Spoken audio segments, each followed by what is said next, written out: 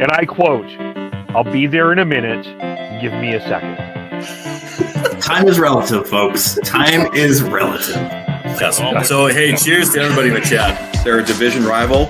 I don't care how many wins they get. Screw them. That wasn't the take I was expecting to hear. I want to gush over watching live Chris Tanev. I think that we completely underestimate the skill it takes to play defense. One highlight or several highlights does not a Calder trophy make. I'm stepping in here. I'm going to be the crotchety old man here. They need to learn patience. They need to understand the tension, everything, and the drama. How dare! Look at this. How is McDavid not getting a penalty? You guys need to calm down with this, okay? You guys need to calm down.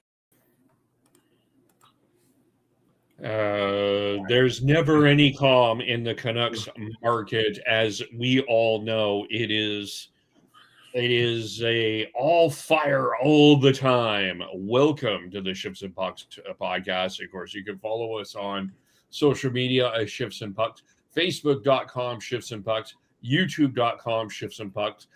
Subscribe wherever you get your audio, as well as being part of the Hockey Podcast Network. We are here on this Wednesday where we're talking about the Canucks, who have not won in 2026, have yet to win in 2026. Lots to talk about here. Joined by Tyler. Tyler, hello. How are you? Hello, happy New Year to you, Kevin. I don't know if we're past the date in which we are allowed to say that now, but this first time we're on the show together here, so great to see you again. And Sean, hello, with your new setup. Yes. For those who have not seen me get very grumpy with like pauses and everything, I've got a new setup. Hopefully, it will be less buggy and work better than the plumbing in Calgary. Yeah. What's going on there? Going again already. Oh my gosh. Also, my New Year's resolution on this podcast is to find some way to make Tyler break every podcast. Yeah, I think you're off to a good start with that. Good job. All right. Well, before we begin, every yard, every sack, every interception, and every touchdown. Go Seahawks! With Pick 6, DraftKings' newest game, every snap can turn into a big-time payout. This isn't just watching the game.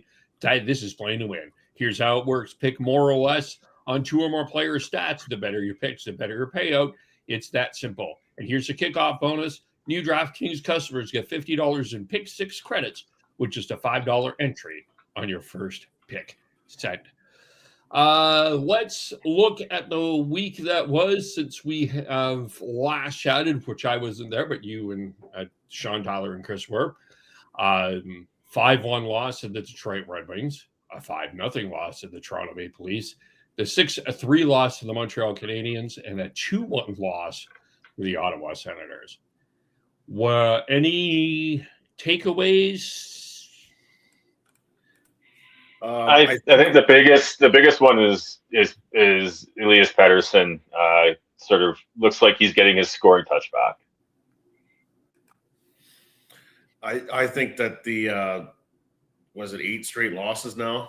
I think it's just now that they've begun this rebuild thing and they've moved Quinn Hughes, and the team is so far. Tyler, hold on. They're not in any rebuild because they still have Kiefer Sherwood, okay? This is not an official tank until you move Kiefer Sherwood, okay? So that's a Jason Bruff reference there. Is that what that is? Might be. I saw that one. Listen, they're so far out of it now. The team doesn't have hope, and it's really illustrating just how thin the team actually is now. I mean, we're just like – anyways, for the draft position, it's good. Like, that's the positive. At least they know kind of where they stand. There isn't going to be this pretend, let's chase the playoff spot thing. That is not going to happen. And that's a positive. Yeah, the pluses here are the improved play from EP40 in terms of his offensive game is starting to navigate better. I think he's been a lot more dynamic, especially against Montreal and Ottawa. Nobody was really there in the Toronto game. I thought but I do feel Jake DeBrusk has taken some accountability since his healthy scratch. I think he's been one of the better forwards. And Linus Karlsson, I think, has been pretty consistent. Unfortunately, this team defensively is where it's really the glaring errors are really just the forwards and the defensemen are just not in real connection in terms of any sort of defensive positioning. And that has cost them a lot. And in Montreal, they allowed 2 quick goals to Alex Carrier. In Ottawa, they allowed 2 quick goals in like 16 seconds from 2 to Artem Zub and Jordan Spence. And it ends up costing them games. So, no, you're right, Tyler. It's not a fun watch. This is hard to watch. I guess if you're into the draft, if people are even watching, I mean, that's the other thing too, right? Be fascinating to see what the Canucks TV ratings are right now. Yeah. Well, we're just being real. Like it's people might be like, just call me next year when. But that's the thing too. Is that's why teams try and avoid a full rebuild. Yeah. Is because of this. This is what it looks like, people. Yeah. We've had many people scream and kick and throw tantrums over wanting a rebuild and a quote unquote tank season. This is what it looks like. You can't have your cake and eat it too, or whatever that stupid saying is. If this is what you want, you need to support it. Because if the ratings aren't there, if the ticket sales aren't there, then guess what? It's going to be tough for them to stick it out long term.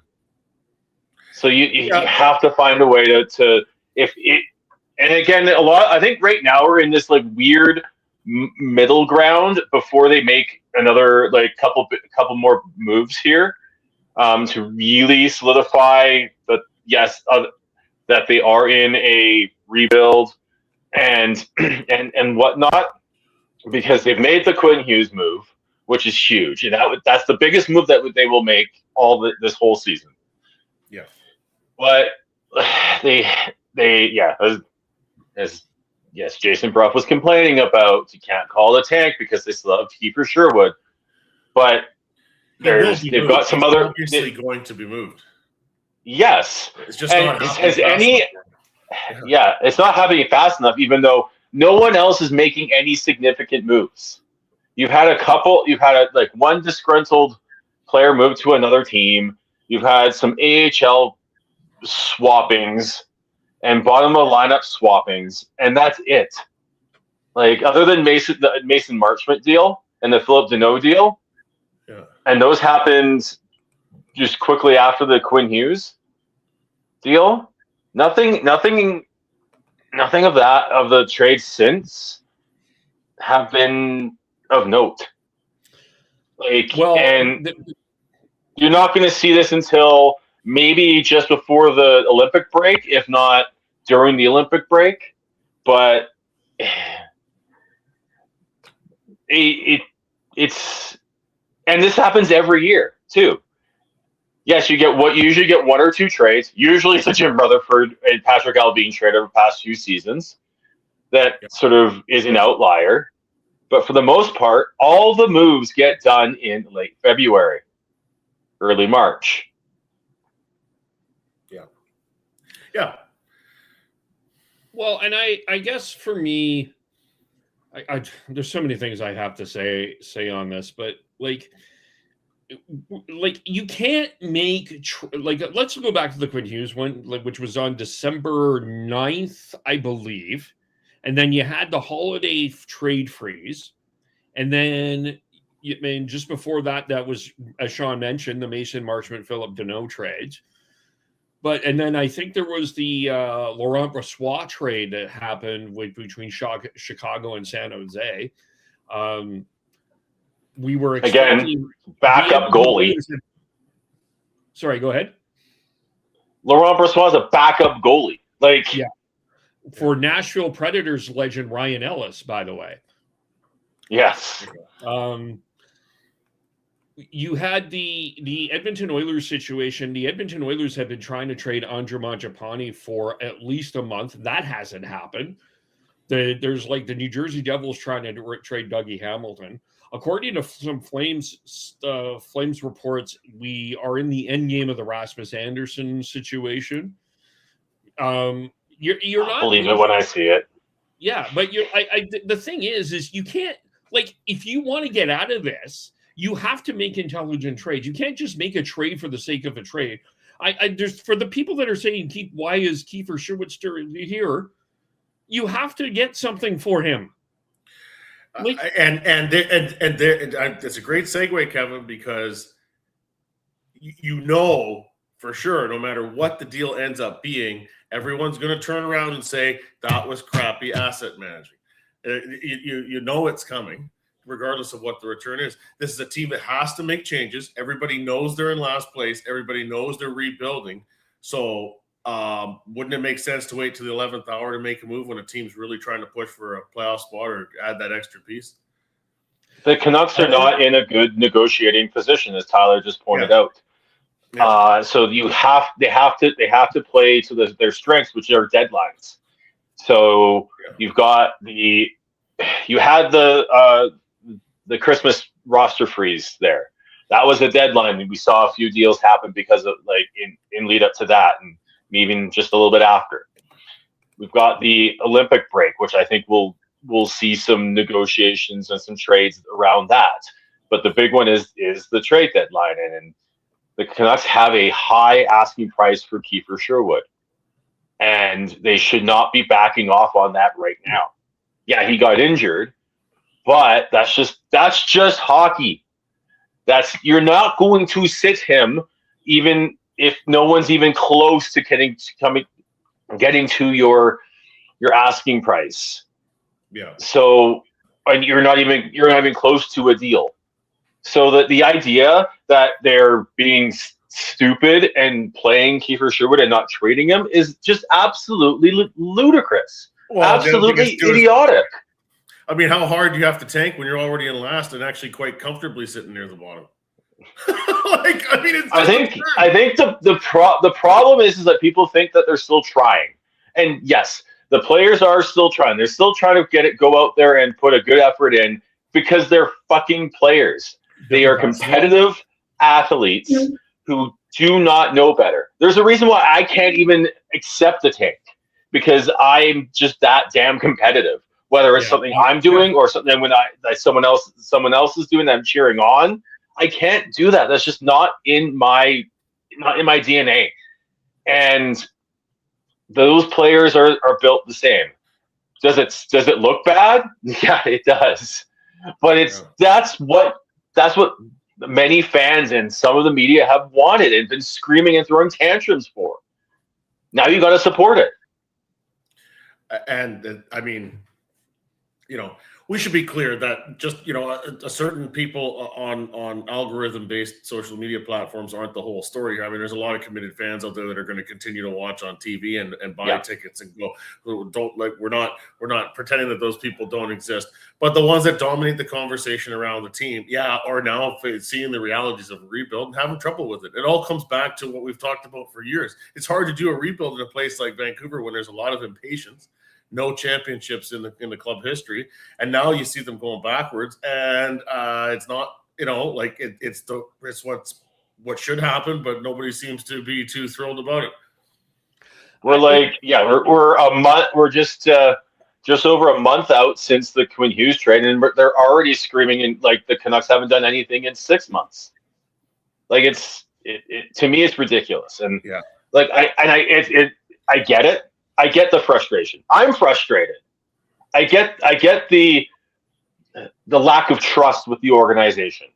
Over the years, they just haven't committed to a rebuild. They've kept trying to find a way. Ever since 2011, they have kept trying to find a way and take shortcuts to get them back into the playoffs and just play playoff games and hopefully find a way. Yeah. It sounds like they want the Canucks are committing to a rebuild, regardless of what they want to call it. It sounds like that's what they want to do. To your point, where you've got people opining that the Canucks are still trying, maybe that explains the recent media appearances by Jim Rutherford, including another exclusive given to Gary Mason of the Globe and Mail today. Yeah, so for those who don't know, Jim Rutherford gave 2 interviews today. There's one with Patrick Johnson in the Province, the other with Gary Mason, again, with the Globe. And he's essentially, the essential news that has come out of this, the Patrick Johnson one, is everybody is available. We would be listening on everybody, which I think he's kind of said before, but I think it's just appeasing. It's more declarative now. Yeah. And then he's spent a little bit more time on the other one here, kind of talking more about the players more than anything else. I'm just still kind of reading, kind of parsing it. And if you guys have some comments on this, you feel free. I'm still kind of parsing through this one myself. Well, part of I was just going to say, Sean, real quickly, part of the news, I think, out of the well, it's not really news, but part of the comments that came through in the interview with Gary Mason is, how long is Jim Rutherford committed to sticking through a rebuild? Because this is not what he had signed up for. And the guy is in his 70s now. He's 77 next month, actually. So, and there's a quote in here about how he's committed to the rebuild and committed to this job today. And as long as I'm here, but that doesn't mean he's committed for what it's going to take to completely turn this thing around. So, it may throw some more questions out there about, who should be leading this rebuild, etc. For now, it's still Jim Rutherford and Patrick Allvin. Yeah, and I think the big one for me, is him just saying that he's committed to at least next year. Yeah. As well as he put out sort of a 2 to 3 year timeline, which I think will scare some people. But hear me out.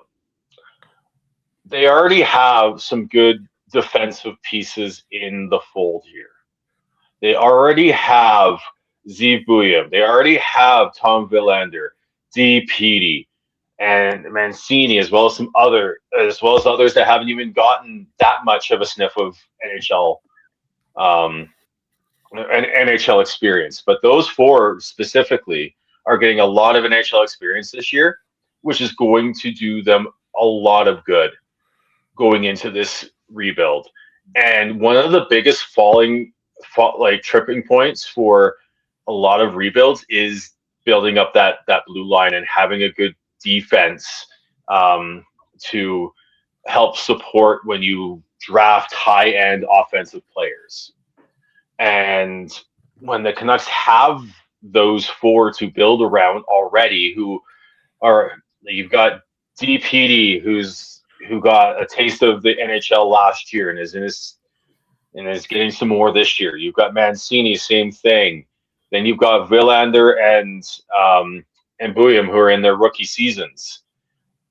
I think they're ahead of the game here, and I think that's one thing that Rutherford was put out there in both those interviews, was that because they've already got some good young pieces in there, let alone Nikita Tulipila, who showed well in the was it the Ottawa game? No, sorry, the Montreal game. He played well in the Montreal game despite the score. And you have to, I think, let alone you've got Medvedev, who's playing for the London Knights. Like, they've got some blue line and goaltender pieces that can help them through this and get through there, even if you've got, as you were dealing with, another Demko injury. But I think, even with that said, though, the key thing for all these successful rebuilds is that, yes, that you need to focus in on the developing of the young talent that you bring in, but you need to get some fucking lottery luck. And if they don't get lottery luck, you're not going to rebuild successfully. Which is why I think there are people out there like us who are very hesitant about a full-on tank season.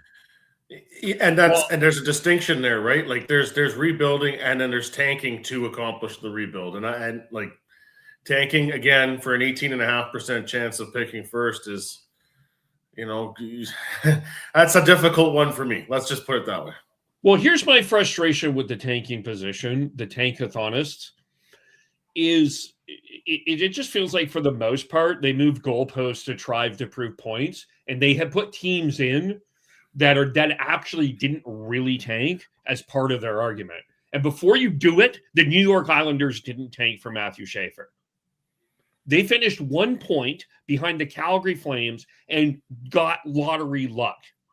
Tyler, the draft that we were at, New Jersey didn't finish last for Jack Hughes. That's right. Yeah. They finished I think they finished 9th last. The Oilers didn't finish last for Connor McDavid.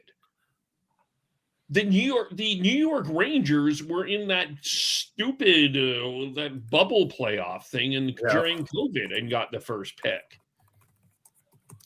Even Chicago didn't even finish last for Connor Bedard.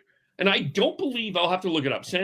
I think San Jose did finish last for Macklin Celebrini, but there's a lot of teams that don't finish last that end up winning the lottery. And when we say this, we're unintelligent, we're dumb, we are unserious, but these are actual facts that I keep bringing up.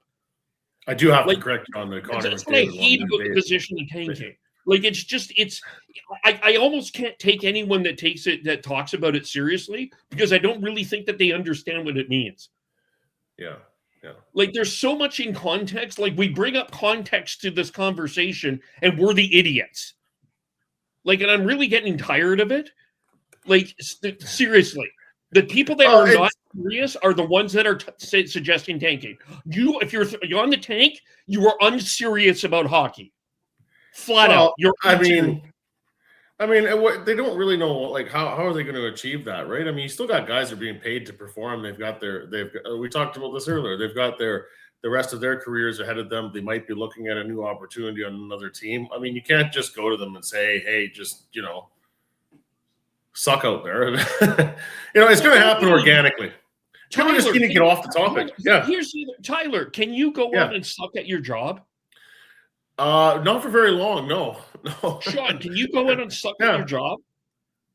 No, it's not something that I can do. No. I can't suck at my job, even though sometimes I do suck at my job. But I'm trying to now make Tyler laugh too. But we can't suck at our job, or else we don't have a job. Yeah. So why are we expecting players to suck at their job because you want Gavin McKenna? Yeah. Even if it doesn't. I'm sorry. I can't. Yeah. I think my issue with the whole tanking thing, and we've probably discussed it, it's just the hyper focus on it and not thinking about about the rest of the repercussions of it. Yeah, I have a repercussion here. I have one for you. I'll go back to November 2nd, 2023, because everyone is applauding the San Jose Sharks right now. The Vancouver Canucks walked into San Jose and beat them 10. This was pre-Macklin Celebrini, by the way. They beat them 10-1. Do you know the attendance in that game? No. It was pretty sparse from what I remember, though. It was just a little over 10,000. And now with Macklin Celebrini, you're getting 16,000. But so, yes, okay, you want that number one pick and you want the excitement, but what we're trying to say is there's tough times coming here, and that's all we're trying to do is we're warning you, if you want this is going to be brutal. But the focus is just the focus needs to be on generally the concept of drafting higher in the draft in every round and getting a better talent pool as a result of that. The focus cannot be on winning a lottery, period. That's bonus if you get that. Yeah, you still have to draft the best player. And a lot of times the first pick is when you do redraft isn't the best player. Yes, there's McDavid's and Celebrinis. Yes, there's Matthews. Absolutely. There's Lafreniere's, Owen Powers. There's a lot of other players that would not be taken number one if we did a redraft. Yep. Yeah. And that's the thing. Look, That's I think if the Canucks end up picking somewhere in the first 3 in the draft, they're going to get a good player. People need to just take a breath here about the whole tanking and draft lottery thing. Like, it's great if it works out with the lottery, but again, it's only 18.5% chance that you're picking first, even if you are the last place team. Cups are won, which we do with between round 2 and 7. And that needs to get better. It needs to get better for the Canucks. Cups are won with what you do with the rest of the roster, regardless of whether it's a draft or a trade. Yeah, exactly. I think that's what you get your core in the first round 90% of the time, and then the cups are won with what you do with the assets that you have in the you can acquire players for those second and third round picks. You can acquire players for a late first. You can, but I think you have to get the base first, which is why people are screaming for the top picks, which is again fair. I get if you break it down to what the Canucks need, they need top end, high level talent. Absolutely agree with you. And it helps to have the high picks, but again, this is what you've been screaming for. You've been wanting a tank season. You've been wanting the Canucks to lose and give themselves a high pick. It's going to suck. I think you need to take a step back and understand that. And instead of just freaking out about the fact that they haven't made the Kiefer Sherwood trade yet, when no one else has made a significant, there's been I think one significant trade since the Quinn Hughes trade a month ago, and 90% of the big trades in the NHL happen in mid to late February and leading up into the deadline in early March. I think that's my biggest frustration. I get your frustration because you get into it on social media a lot more than I do these days about the tanking and everything. And yes, they do like to move the goalposts, but my biggest frustration is is seeing the absolute just outrage and about them losing after asking for it. Yeah, I think it's just I think you have to take a step back and reassess how you're viewing these games. You got to look at how is Bouillon playing, how's Willander playing, how's Petey playing. The players that you think are going to be part of this team going forwards, you got to take a look at how they're playing and hope that they're playing well. Because if they're not, then that's not great for their development if they're younger and all that. But you can't be just all upset because they have had a bad game. Bad games happen. Even to the best teams, bad games happen. Well, and here's the thing. It is like a death by 1,000 cuts at this point with the Canucks, I think. And I get it. I just think you've got to take a step back and reassess how you're approaching, watching, and analyzing these games. There's so much that's been said, including by some very prominent people that have been in the media business a long time, that refer to the murky middle. So, it's contradictory. They're having trouble with 8 losses in a row, or what is it, 10 out of the last 11 games. It's just been horrific lately. But winning games just pushes you more towards the murky middle. I mean, those are contradictory objectives. I mean, they is it by losing by too many goals? Is that what the issue is? It's not 4-3 every night. I don't know. I think that's part of the issue. Is that yes, it's not the perfect solution, so they're upset. I think the one area that I think is legitimate from the criticism is I think the mistakes that we're seeing, while it has been in some ways some natural progression things from some of the young defensemen, there are a couple of veterans on this team that have taken a massive step back. One being Brock Besser, which Jim Rutherford does address in the in the Mason piece. And like, I think he struggled this year. There's no question about it. We saw Jake DeBrusk have a healthy scratch. And I'm sorry, Evander Kane just hasn't done it. Like, Evander, like, that just hasn't worked in any way. Like, Connor Garland, we should have known that Kane was kind of a stopgap measure. Yeah, like that was one of the Kane acquisition and how they used him. Like, Kane is a third, fourth line player at this point in his career, and when he's slotted as that, he's fine. Yeah, and he's serviceable. But when he's slotted in as a top six, top line winger, it's not good. He's not good enough, and so you just. I think there's multiple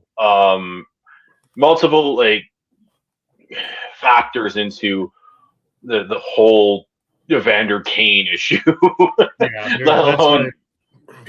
So there's a lot of people who just did not want to see him succeed anyways. That's part of it too. Yeah. And I think it's just when he's for what he is now, he's fine. Like, if you're playing him as a third line grinder, that's fine. Especially on a tanking team like this, if you want to call it that, right? Yep. And I think the other one that has been a bit of a source of frustration, which is fair in some ways, is the injury situation with Thatcher Demko. And I think part of it has been because there's been so much mystery surrounded the Thatcher Demko injury situation that I think people were just like, what? I think people have been kind of confused in terms of what, like, I know that the NHL is not always forthright with injuries, but I think the likelihood that Adam Foote said that there's a possibility you have to shut him down again this year. I think that's a fair frustration for fans as well, because I think there's a lot of fans that were unsure about this when they signed him. Why sign this guy when he's oft injured? Might explain why Lankinen got the deal he got too. Yes. Yeah. And he's the deal that they signed Demko to is not going to hamper his trade value if he can just get healthy. And I think that's just the issue with him. Yes, if he's healthy, he's worth more than that deal. That's the thing, right? If he's healthy, he's worth more than that deal. And I think it was a fair gamble to take. I understand the criticism and all that, but it was a fair gamble to take. And then they have they had the backup plan in Lankinen there. They've got Tolopilo, who's shown well in the games he's had and playing decently down in Abbotsford. It's just, I think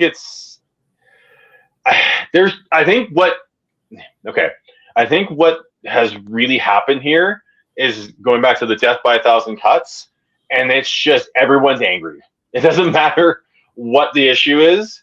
Everyone is so jaded, frustrated, and annoyed and just over what the Canucks have done, that they just a lot of the trying to find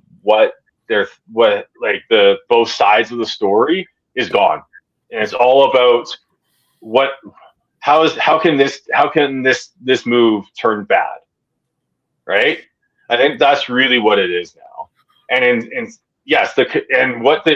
we need to get through this season and to see at least to the deadline and see what moves they make, let alone going into the draft and see what happens with the draft before you have any idea of what this rebuild is going to look like. Yeah. And all this wasted oxygen going crazy over what is being said in the media, how Jim Rutherford and Patrick Albine are describing what the rebuild will be and tying themselves into knots over that is just nothing matters. Nothing's going to matter. Like, the game in, game out stuff's not going to matter right now until they make a move and see what they get for Kiefer Sherwood, what other moves are in the pipeline. what draft pick they get, who they draft. Like those are the big topics and big items that are going to shape this rebuild. Not whether or not they win a bunch of games or lose a bunch of games at this point. I'm going to go further and say that as far as big questions go, is Elias Pettersson really part of the plan long term? You know, and what would that look like moving him? Because if that's what they want to do, I mean, it would almost be negligent for a team to give up much to take on his contract the way he's been performing. That's a big question. Turn around a little bit of last bit here, and if you go to the timeline that Rutherford has laid out in both the interviews he did today, which is a 2 to 3 year process from right now,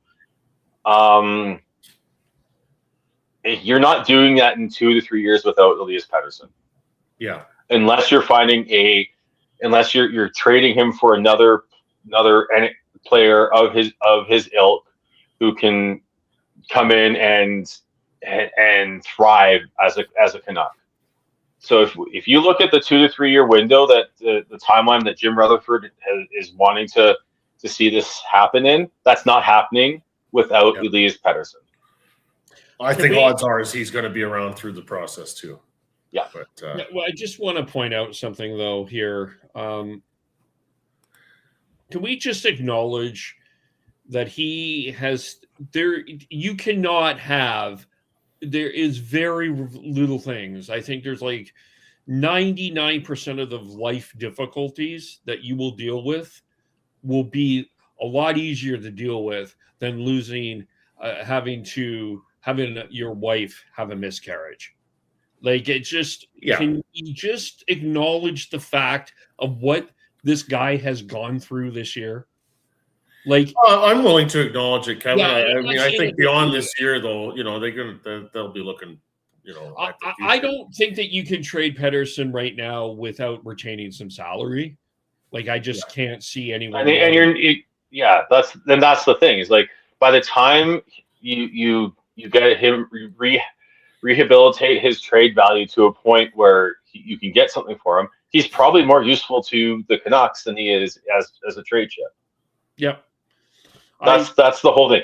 All the way that they're going to make sure that this is a 2 to 3 year deal, not a 6 to 10 year deal, is that they get maximum value for all their assets and they get lottery luck. And right now, they already are trying to negotiate from a point of weakness because everyone knows they're selling. Everyone knows that they want draft picks and young players. So they're not trying to throw them life buoys. They're going to throw them anvils at this point. So that's why you have to wait and hope that the deadline forces the teams to up their offers to match the asking prices. Then you're dealing with someone like Pettersson, his trade value is very much depressed from where it has been. Unless someone does throw them a life buoy and offers a king's ransom, no, he's not moving.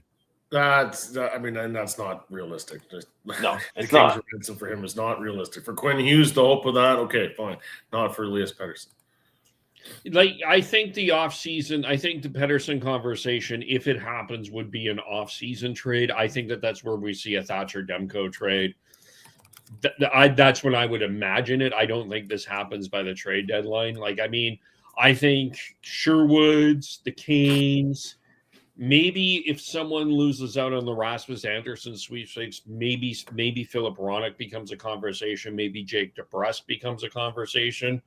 But if you're trying to do this in 2 to 3 years, a lot of those like longer term contracts that you've signed these players to are going to those players are going to be part of it. I think this is where the whole rebuild and why the teams do end up turning themselves into pretzels, not saying the rebuild word. Because as soon as you say the rebuild word, people think that everyone's on the table. And that's not like, yes, that's the case, but it's not realistically the case here. You're going to have to offer up a lot to get a Philip Roenick from the Canucks. If a team loses out on a Rasmus Anderson, maybe a budget option would be Tyler Myers, but you're not. They will not be. I'll say this right now, and I'm prepared to be wrong because I've been wrong a lot. But I will say that Philip Roenick is not traded as part of this rebuild. I think there's some talk that he might be the captain. So I don't know if you're necessarily wrong. I think there's some people that think he could be the captain. I mean, I don't know how you can be the captain. I'm not sure you can be the captain if you don't want to talk to the media, but that's a whole other subject for another, which I think is next year. But he'd be my captain. Yes. Sean wants no comments to the media. None. Zero. Yeah. Especially from the president of hockey operations. Well, and that's my two other points here I want to say is, and I'll bring the Flames into this for a second because I think that there's kind of a parallel here. Don Maloney came and had that interview with Brendan Parker after the Buffalo game, and the rebuild word came up, and it was an absolute disaster. And then Craig Conroy a couple of weeks later comes in, kind of smoothed the waters over. And that's the last time you actually heard from Flames management until they make a trade. I think we need to stop hearing from Rutherford and Alvin for now. Like I think that's just one way to calm the waters here. It's just I agree. I mean, Jim Rutherford got the interview with the people that he wants to do interviews with. He said pretty much everything there is that the fans have wanted to hear in terms of commitment to rebuild. He's committed to it. Doesn't matter that Kiefer Sherwood's still here. The commitment has been stated, okay, from the president of hockey operations. Now go away and just let it happen. Yeah. And the other thing is I think when you're rebuilding, you got to find players that love wearing the jersey. And I think that's one of the things that I think the Canucks are kind of missing right now. There's not a lot of players on that team that's in love with wearing that jersey. As Elliot Friedman has often said, either you're a team or you're a club. And at times I feel like the Canucks are a club. And that's part of being a tank. That's part of the tank. That's part of why I hate the tanking, because you're a club. You're fighting for your own individual job. You're not a team. That's why I hate it so much. Yeah. And it's why the teams that have gone full tank have really struggled to do anything after that. You look at Buffalo. You look at the Oilers until they got McDavid and built around that. Just even look at Toronto. Was Toronto ever a team? If you're going to call it that way, that's an interesting discussion to have. Were they a team or a club?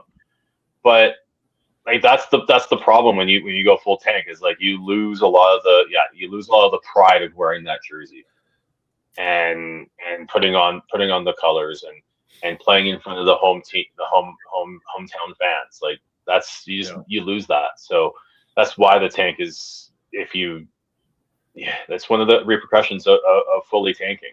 Yeah. Like as much as people want to talk about the Panthers tank, before I do the next read, I just want to remind everyone, they turned themselves into the absolute villains of the National Hockey League, and that is their identity now. We all hate the Florida Panthers. Yeah. Right? Just before you go into the sponsorship here, I just want to shout out my pal Greg Gerbov while watching us from Prince Rupert. He's pointing out in the comments, or at least on my Facebook anyways, I don't think it's on the one that we can put up, but he mentioned the word character. Character is severely lacking right now with the team. They got to find players that have the character and the pride to put on the uniform, as you talked about. Yeah. You know the game. Now make it pay. Download the DraftKings Pick 6 app and now use code THPN. That's code THPN. Play just $5 and get $50 in Pick 6 credits. Make the call. Ride the upside. In partnership with DraftKings Pick 6, the crown is yours. Gambling problem? Call 1-800-GAMBLER. Help is available for problem gambling. Call 888-789-7777 or visit ccpg.org in Connecticut. Must be 18 plus. Age and eligibility restrictions vary by jurisdiction. Pick six not available everywhere, including New York and Ontario. Void where prohibited. One per new customer. Bonus awarded as non-withdrawable pick six credits that expire in 14 days. Terms at pick6.draftkings.com/promos. Limited time offer. We'll move on here, and I'm going to make a statement that I think is going to ruffle some feathers, but that's okay. I think it's time I ruffle some feathers. I think that there is a lack of. This week proved something to me in two different situations that we lack in sports commentary: a lot of empathy and compassion. The first one I think was with the Jacksonville Jaguars, when a woman that has been in the Jacksonville media market, independent media market, for 30 years, in an organization that has had so little success in terms of football success. They have been to 2 conference championships. They hosted 1 Super Bowl. They play at least 1 game in another continent a year. And they had one of the best seasons that they've ever had. All she does is walk into the room and say, Liam Cohen, hold your head up high. You had a great season. And my God, did people get up in arms. That is just not the place to do that kind of thing, Sean and Tyler. How dare we do that? This man that looks quite defeated, who lost the game in the last second of the game, or last minute of the game, just a heartbreaking loss. He has to answer all these tough questions, and good on him. They do it. She comes in, just, hey, good job. How dare you? Oh my goodness. Oh my goodness. This thing wouldn't have gotten much traction at all if it weren't for Adam Schefter sharing it and basically applauding it. It's not the right venue to do that kind of thing, but really it's not. It shouldn't have mattered. Like it's just a one-time thing that comes up in a press conference. Like, people made such a noise about it. It kind of illustrates, I think, where the media business is at. People are really seeing like their whole relevance in sports kind of eroding. And then when something like this happens, which then brings the credibility of sports journalism into question, they get all defensive about it, which only just poured more gas onto the fire. Could have just left it alone. But that's not how these people think, apparently. I think when you say it's not the right spot for it, when is it? Because like all you hear and like I tell I want people to go and find Scott the clip from Scott Van Pelt on his podcast about this whole thing. And when you're like, I've gotten so frustrated with like these media scrums and press conferences and all that, because half the questions are the same damn question. Over and reworded, trying to make the players trip up and give them more. Or you're having them say, talk about the third quarter. Yeah. It's not even a question. So like, I think it's the whole point of sports is, at this point, honestly, sports should be a distraction and something fun. We live in a hellscape of a world right now, and sports should be a bit of a and something like that where it's heartwarming. You shouldn't shit on that. Yes, if everyone was doing what she was doing, yes, that's a problem. But when she's the outlier and actually just providing a little bit of just warmth and encouragement and levity to a situation. Let alone what is media day at the Super Bowl? A bunch of bullshit questions that just aren't about not about the actual game. So why is her doing that anything different from media day? Like I said, I think because for the rest of them, they feel like their credibility is being undercut somehow when it's not. It's not. What they do has never been that serious, and it hasn't changed because of that. Lynn Jones is the name of the woman from the Jacksonville Free Press, by the way, just for context.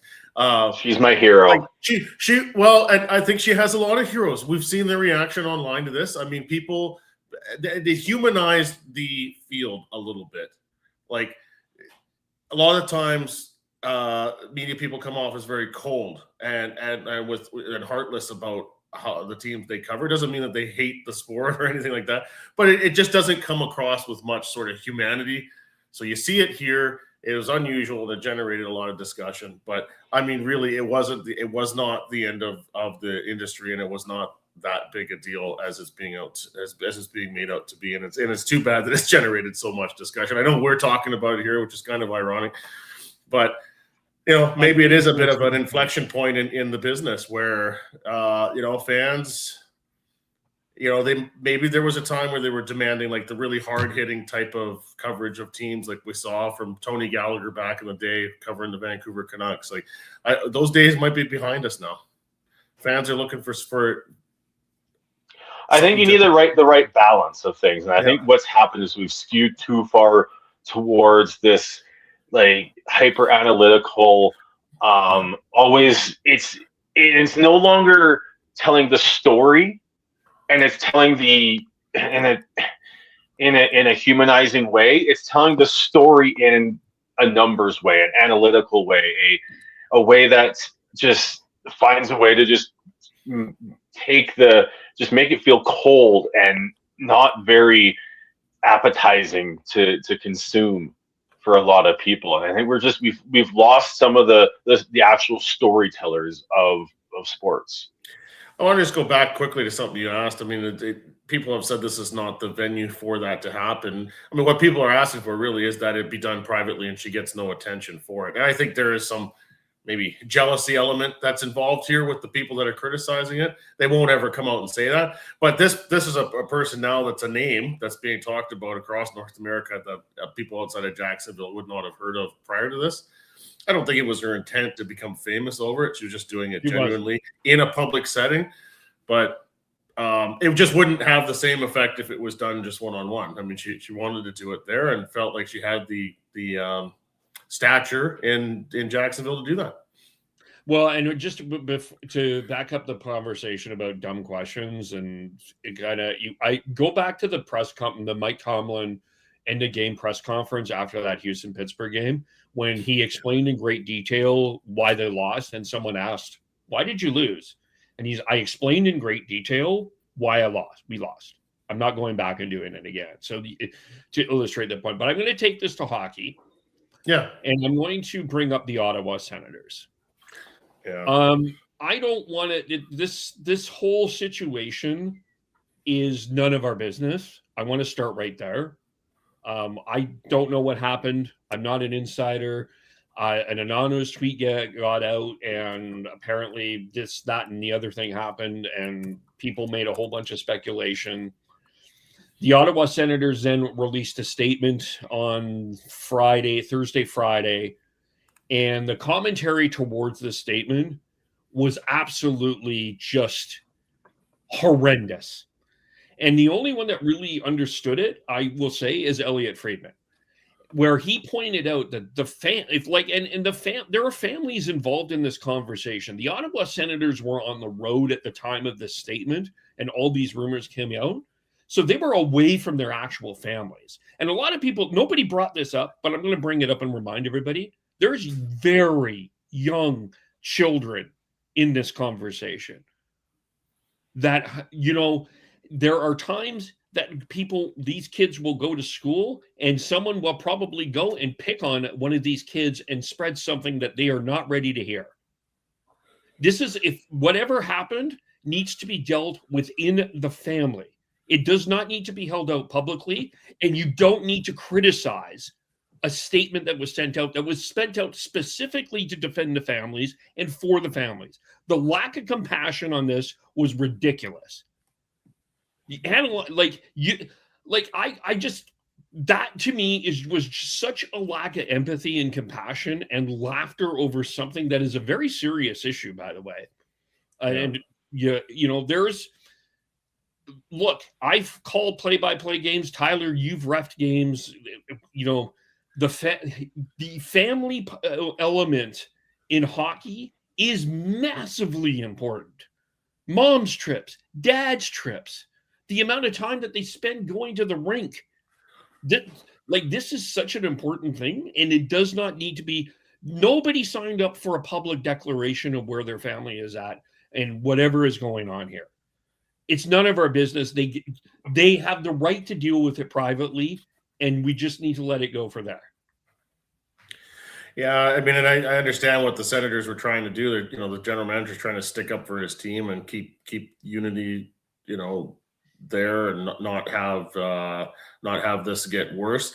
Unfortunately, it just kind of did fuel the rumor a little bit more, I think, when they put their statement out.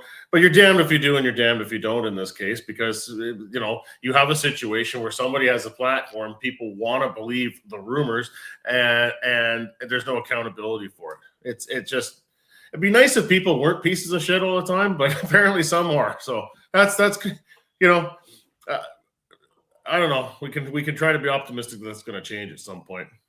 Might be a while. Former sports reporter and now PR guy Ian Mendes put out an article, sort of explaining everything. I think people need to go read that. I think it's very well said, and it was. If they didn't put something out, the local media had already gotten wind of it, and they were probably going to run with something no matter what. And if they don't, so they don't put that statement out, it's still getting out there. Yeah. And yeah, it's just, again, I think if we want to break things down a little bit here, I think there's just an overexposure to information, and sort of too many people feel like we are entitled to all the information out there right now. And because of that, you've got reporters digging all the time for whatever they can, and have talked about the no update frustration that I have with trade rumors and everything.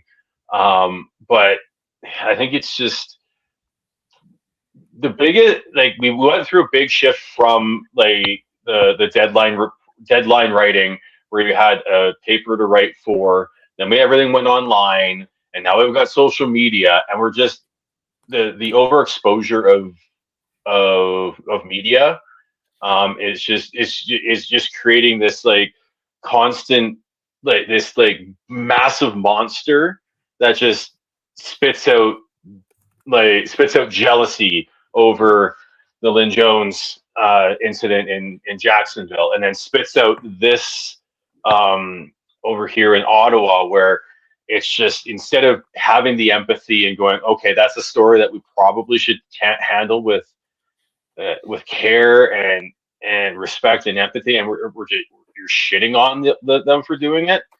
I think it's everyone's battling so hard for everyone's attention without actually taking a step back and finding a way to just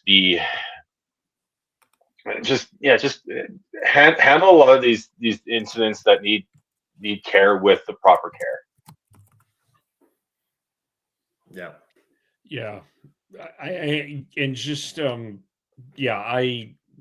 To me, it's a private matter. I know, like, we're not naive. We know that there's stories and things that happen.